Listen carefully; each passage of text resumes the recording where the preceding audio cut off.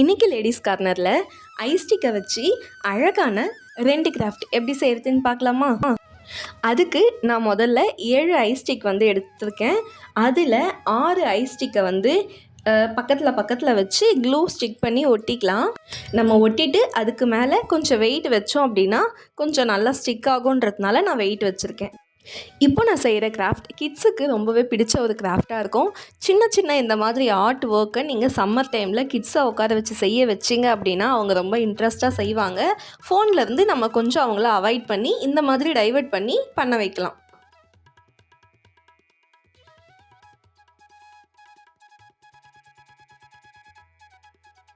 இப்போ அந்த 6 ஸ்டிக்கையுமே ஒட்டி முடித்ததுக்கப்புறமா இந்த 7வது ஸ்டிக்கை வந்து இந்த மாதிரி கிராஸாக ஒட்டிக்கணும். நம்ம வந்து ஒரு ஐஸ்டிக்கில் மேன் ஃபேஸ் தான் வந்து பண்ண போகிறோம்.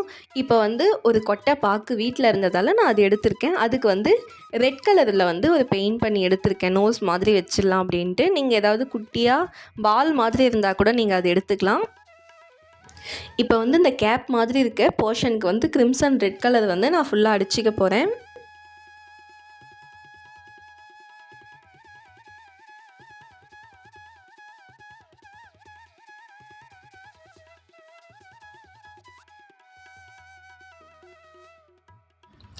இப்போ இந்த ஃபேஸ்க்கு வந்து நம்ம ஃபுல்லாகவே ஒயிட் கலர் அக்ரிலிக் பெயிண்ட் வச்சு ஃபில் பண்ணிக்கலாம்.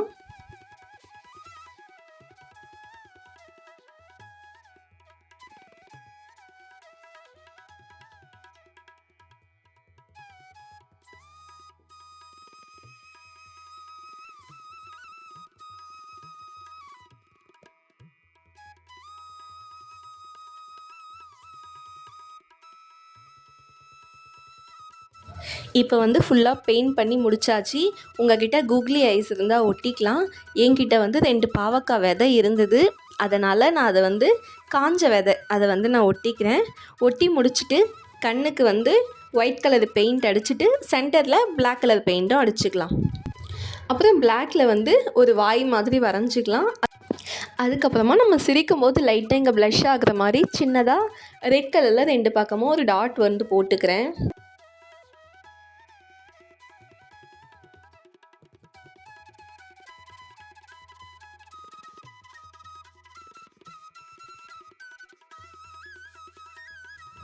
இது ரொம்ப சிம்பிளாக இருக்கிறதுனால அந்த கேப்போட சைடு பொசிஷனில் மட்டும் நான் கொஞ்சமாக க்ளூ அப்ளை பண்ணிவிட்டு ஸ்டோன்ஸ் வந்து ஒட்டிக்கிறேன்.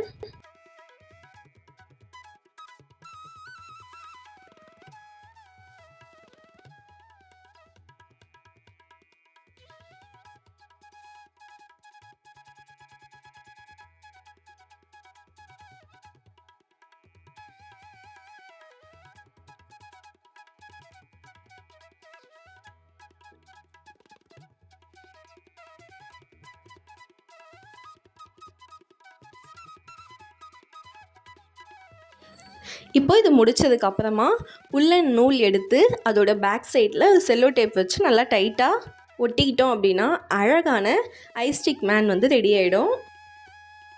அடுத்து நம்ம பண்ண போகிற கிராஃப்ட்டும் அப்படி தான். சிம்பிளான கிராஃப்ட் ஆனால் ரொம்ப அழகான கிராஃப்ட். அதுக்கு வந்து ஒரு 1 சைட் பேப்பரில் இந்த மாதிரி கம் வந்து ஃபுல்லாக தடவிக்கலாம். தடவிட்டு ஒவ்வொரு ஐஸ்டிக்காக வந்து இந்த மாதிரி நம்ம லைனாக அடுக்கிக்கலாம். எந்த வளைவும் இல்லாமல் நேராக இருக்க ஐஸ்டிக்கை வந்து நீங்கள் எடுத்தீங்க அப்படின்னா நமக்கு நல்லா ஃப்ளாட்டாக வந்து ஒட்டும்.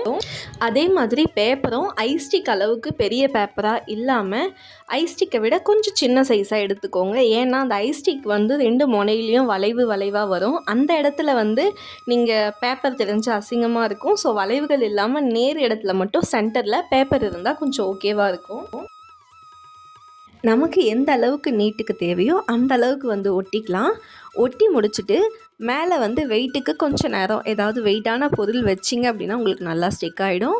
அதுக்கப்புறமா வந்து 2 பக்கமுமே எக்ஸ்ட்ரா இருக்க வெள்ளை பேப்பரை வந்து கட் பண்ணி எடுத்துக்கலாம். அடுத்து வந்து ஒரு பேப்பர் கப்பை கரெக்டாக ஈவனாக ஆஃபாக கட் பண்ணி அதில் தேவையான கலர் வந்து பெயிண்ட் பண்ணிக்கலாம். அதுக்கப்புறம் நான் ஒரு சிகப்பு கலரில் ஆரிகமி ஷீட் வந்து எடுத்திருக்கேன். இதுக்கு வந்து நான் இந்த அளவுக்கு இன்ச்சஸ் தான் எடுக்கணும் அப்படின்லாம் இல்லை, தோராயமாக வந்து நான் கட் பண்ணி எடுத்துக்கிறேன். அதோட 2 பக்கமுமே வந்து ஈவன் சைஸாக இருக்கும். அதனால தான் வந்து நான் இந்த மாதிரி முக்கோணமாக மடிச்சுட்டு கட் பண்ணுறேன். இப்போ வந்து ஒரு 3 பேப்பர் வந்து பெரிய சைஸு சின்ன சைஸுமா கலந்து எடுத்திருக்கேன். அதை வந்து இந்த மாதிரி நம்ம நார்மலாக வந்து மடிக்கிற மாதிரி ஒரு 2 மடிப்பு எடுத்து வச்சுக்கலாம். அந்த மாதிரி சதுரமாக மடித்ததுக்கப்புறமா ஒரு பென்சில் எடுத்து ஃபஸ்ட்டு ஒரு ஃப்ளவர் ஷேப்பில் நம்ம மார்க் பண்ணிவிட்டு அதை வந்து கட் பண்ணிக்கலாம். இப்படி கட் பண்ணி முடித்த ஃப்ளவரோட பெட்டல்ஸில் வந்து ஒரு ப்ரஷ் மாதிரி வச்சு நம்ம இந்த மாதிரி நம்ம ரிவர்ஸில் எப்படி ஒரு ஃபோல்டு மாதிரி கொடுத்தோம் அப்படின்னா உங்களுக்கு வந்து கொஞ்சம் அழகாக ஒரு ஃப்ளவர் ஷேப் மாதிரி கிடைக்கும், ஃப்ளாட்டாக இல்லாமல். இப்போ வந்து இதுக்கு தேவையான லீஃப்லாம் வந்து கட் பண்ணிக்கலாம். ஒரு 4 லீஃப் பெரிய சைஸும் சின்ன சைஸும் கலந்த மாதிரி கட் பண்ணிக்கலாம். பூ வந்து சிம்பிளாக இருக்கிறதுனால அதோட லீஃபில் வந்து கொஞ்சம் டிசைனாக வந்து நான் கட் பண்ணி எடுத்துக்க போகிறேன். இதுக்கு வந்து க்ரீன் கலரில் ஆரிகமி ஷீட் எடுத்திருக்கேன். ஃபஸ்ட்டு ஒரு பெனில் வந்து நம்ம டிசைன் வரைஞ்சிட்டு அதுக்கப்புறம் இதே மாதிரி எத்தனை தேவையோ அவ்வளோ கட் பண்ணி எடுத்துக்கலாம். இல்லை இந்த அளவுக்கு ஷீட்டில் கட் பண்ணி ஒட்டுறதுக்கு பொறுமை இல்லை அப்படின்னாலும் வீட்டில் ஆல்ரெடி இருக்க ஆர்டிஃபிஷியல் ஃப்ளவர் லீஃப் இருந்தால் கூட ஒட்டி நம்ம சீக்கிரமாக முடிச்சிடலாம்.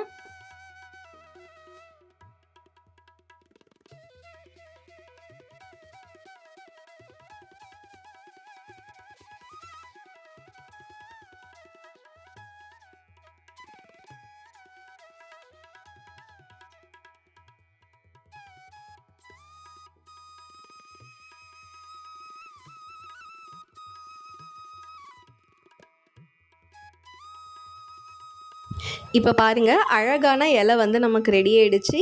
ஸோ எல்லாத்தையுமே இதே மாதிரி நம்ம கட் பண்ணி எடுத்துக்கலாம். அதுக்கப்புறமா இந்த ஃப்ளவர் வந்து ரொம்ப சிம்பிளாக இருக்கிறதுனால அதோட சென்டரில் வந்து ஒரு சின்ன சின்ன ஸ்டோன்ஸ் வந்து ஒட்டிக்கலாம், இன்னும் கொஞ்சம் அழகுபடுத்துறதுக்காக.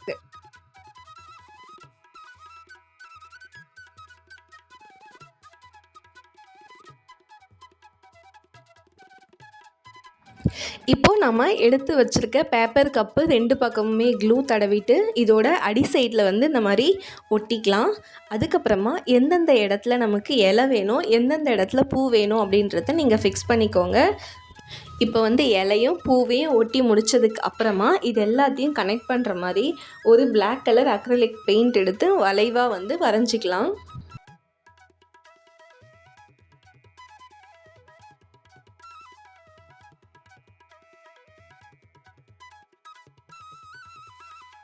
அதுக்கப்புறமா இதை ஹேங் பண்ணுறதுக்காக ஒரு ரிப்பன் வந்து எடுத்து இந்த மாதிரி மடித்து இதோட பேக் சைடில் வந்து நம்ம ஒட்டிக்கலாம்.